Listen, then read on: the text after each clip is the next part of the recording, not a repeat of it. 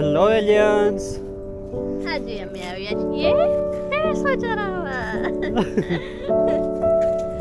ફરી એક આજના બ્લોગમાં એક નવો ટાસ્ક મળ્યો છે અમને, ભેંસો ચરાવવાનો. જોઈ લો, કોઈ દિવસ ભેંસો ચારી નથી, પહેલી વખત ચારીએ છીએ. આપણે અનુભવ છે નહીં.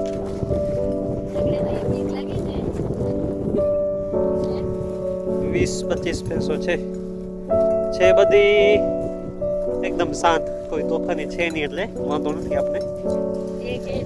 આ આપણા દોસ્ત છે આરિફભાઈ, એની ભેંસો છે બધી. એટલે આપણે થોડુંક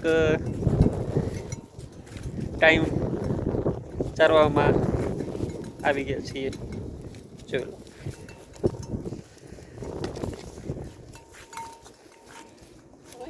ઓફિસમાં બેઠે બેઠે કામ કરવું એના કરતા ભેંસોને ચરાવવું મસ્ત કામ છે.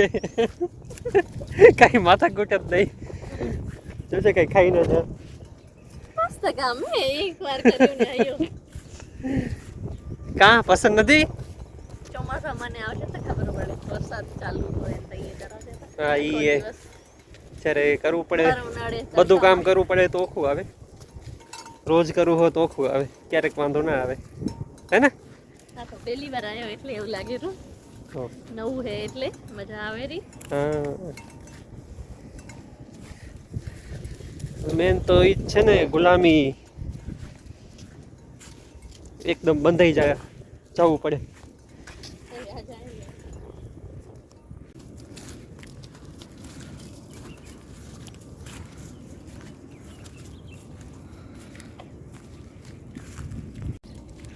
તમે શું કહો છો મેડમ?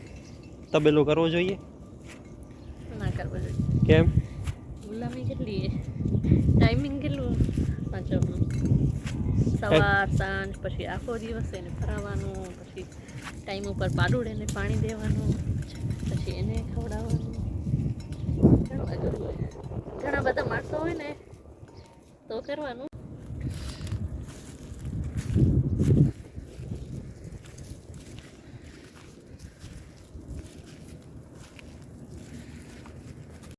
બાકી એક વાત તો છે કે જો ઇન્ટરેસ્ટ હોય કોઈ પણ વિષયમાં, એ પછી તબેલો હોય કે ખેતી હોય કે બિઝનેસ, કોઈ પણ પ્રકારનો સ્ટ્રીટ ફૂડનો હોય કે કોઈ પણ કંપનીમાં જોબ હોય, ઇન્ટરેસ્ટ હોય તો બધું ઇઝી લાગે.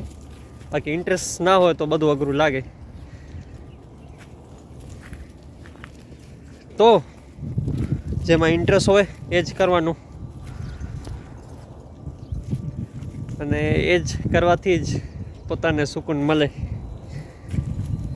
ક્યારેક ક્યારેક એનામાં પણ એમ થાય કે અઘરું હોય, તો ત્યારે પછી થોડોક ટાઈમ બીજું ટ્રાય કરવાનું, તો ખ્યાલ આવે કે જે ઇન્ટરેસ્ટ છે એ જ બરાબર છે આપણા સ્વભાવ માટે, આપણા જીવન માટે. મેં તો એ શીખ્યું છે મારા જીવનમાં, અલગ અલગ અખતરા કરીને, નવા નવા એક્સપેરિમેન્ટ, અલગ અલગ જગ્યાએ નોકરી કે અલગ અલગ જગ્યાએ ધંધા કરીને. વધારે ચોકે નથી કરે, પણ છતાં એ એક્સપિરિયન્સ છે એમ. ચારતા આવડે છે? ભેંસ જેવું બનવું પડે તો ચારતા આવડે છે. અચ્છા, મતલબ તું ભેંસ છે. હા, જેવા સાથે તેવા ભાઈ. આજે તો એ તું ભેંસ બની ગઈ એમ ને? બાકી ભેંસો ખાવા એટલું જોઈએ. આખો દિવસ જો મૂકી દો ચરવા માટે તો આખો દિવસ ખાય જ પડી. એવું છે કે તબેલો જો કરવો હોય તો સાથે ખેતી જરૂરી છે. ખેતીમાં શું છે કે ચરો કે કોઈ પણ પાક થાય ત્યારે એનો ઘાસ ચરો બધો કામ આવે ખાવા માટે. બાકી ખાલી જો તબેલો હોય તો પછી મોંઘું પડી જાય, એનો ખર્ચો વધી જાય. અને ખેતીમાં બધી ભેંસો હોય, ગાયો હોય કે એનું ખાતર કામ આવે, એટલે એકબીજાથી બંને જોડાયેલ કનેક્ટ છે. મનુષ્યનું મન તો એવું છે કે દૂરથી બધા બિઝનેસ કે બધા ફિલ્ડમાં એવું લાગે કે ઇન્કમ સારી છે, મહેનત ઓછી છે, પણ બધાનું પોતપોતાનું એક ખાસિયત છે ને ખામી છે, બંને હોય એમ. અને આપણે કોઈ એક વસ્તુ જોઈને ચાલુ કરી નાખીએ અને પછી નેગેટિવ બાબત આવે ત્યારે એમ થાય કે યાર ખોટું કર્યું. બધાને એવું લાગતું હોય કે તબેલો કરવા જેવું છે, ઇન્કમ સારી છે ને વધારે મહેનત નથી ને, તો એ લોકો પછી સ્ટાર્ટ કરી દે અને જ્યારે એની મુશ્કેલીઓ આવે ત્યારે એનો સામનો કરી ના શકે. લાકલ. હાલો, હું તો વ્લોગ બનાવવામાં બિઝી હોઉં, પણ અસિસ્ટન્ટ છે, અસિસ્ટન્ટ સેન્ડી. બસ આવું છે અમારું લાઈફ. આ અમારું ઘર, આ અમારી લાઈફ, જંગલી લાઈફ. બધાને સિટી લાઈફ કે એ બધું જોઈતું હોય, બધાને નહીં પણ ઘણે બધાને ન્યૂ જનરેશન છે, ઘણી બધી સુવિધા જોઈતી હોય.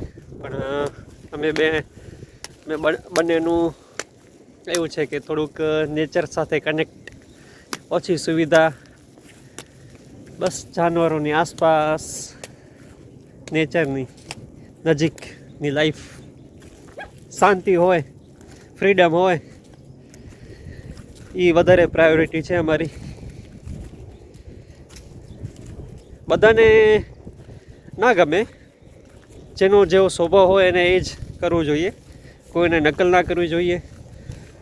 જેવો સ્વભાવ હોય પેલું તો એ સમજવું પડે કે કેવો સ્વભાવ છે, શું કરશે તો એનામાં એને સુકૂન મળશે, મજા આવશે, તો એ પ્રમાણે એને કરવું જોઈએ. બધાને હું સજેસ્ટ પણ ના કરું ખેતી કરો, ખેતી મારા માટે યોગ્ય છે, પણ એવું જરૂર નથી કે બધે માટે યોગ્ય હોય. અને બધું જરૂરી છે ને, ખાલી ખેતી જો બધા કરતા હોય તો પછી બીજું બધું કોણ કરશે? તો એટલે જ કુદરતમાં એ વસ્તુ છે જ કે બધાનો સ્વભાવ અલગ અલગ બનાવ્યો છે અને બધાને અલગ અલગ ઇન્ટરેસ્ટ, હોબી દીધેલી છે, જેનાથી બધું બેલેન્સ થઈ જાય. તો બસ એ જ જાણવાનું છે કે માણસને શું વધારે ગમે છે અને કરી શકશે એનામાં. બાકી જે ગમતું ના હોય અને ખ્યાલ પણ હોય કે એને આ નથી ગમતું અને જે ગમે છે એને એ કરતો નથી, તો એ મૂર્ખ કહેવાય એ વ્યક્તિ. બાકી જે ગમતું હોય એ જ કરવું જોઈએ.